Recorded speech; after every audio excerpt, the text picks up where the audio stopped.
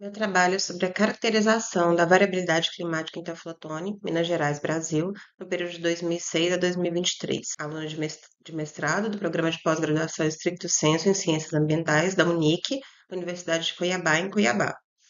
Eu sou a autora principal, meu nome é Valesca Cristina Arruda Dias, e conto com a participação do Dr. Jonathan William e como minha orientadora, a Rosemary Matias, ambos são professores em Ciências Ambientais. As palavras-chave do meu artigo são classificação de Köppen, temperatura e climograma.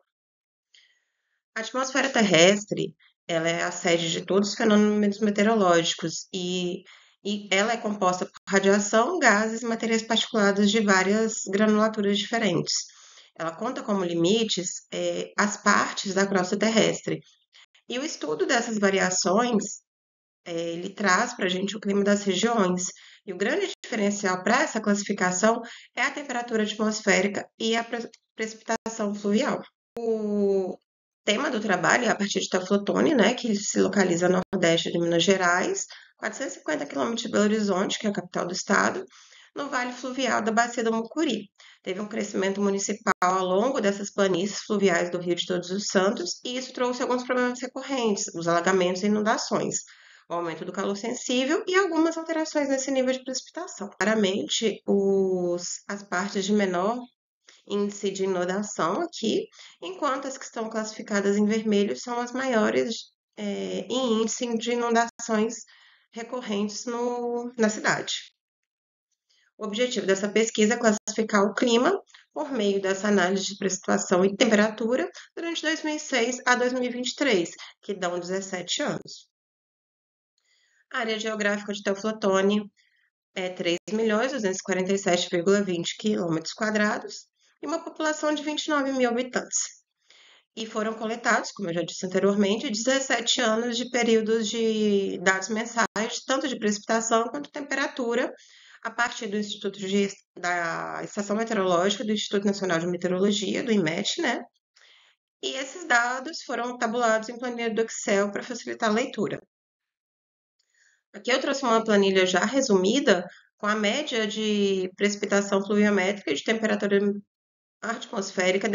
Então, aqui a gente tem um climograma de Teoflotone, né? Onde dá para poder ver as médias tanto de variação, precipitação pluviométrica, quanto de temperatura.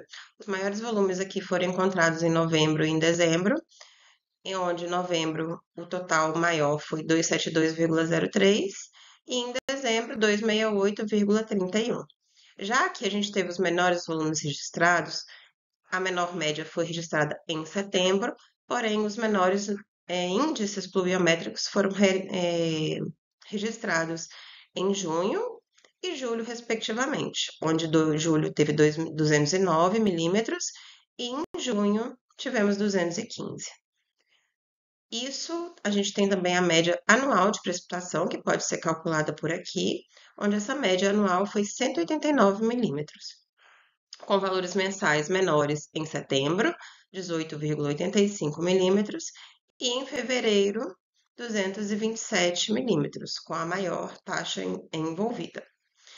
A gente tem como alguns pontos críticos nessa medição as falhas encontradas entre 2015 e 2018 e 2021 e 2022. Isso pode refletir de forma negativa no espelho desse gráfico total. Por quê? Porque quando a gente não tem dados, a gente calcula uma média que pode estar incorreta. Como a temperatura da atmosfera, a gente tem uma média anual de 23 graus,10 e com máxima sem registros acima de 24 graus. Isso na média. E isso mostra uma constância das estações e mantém um histórico climático dessa região.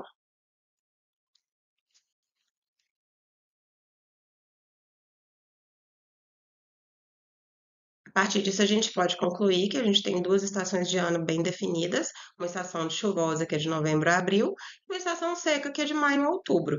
Pico de seca em julho, e a temperatura mínima encontrada também em julho, porém ela é acima de 18 graus, e isso corrobora com a classificação climática de Teoflotone sendo tropical pela classificação de Köppen.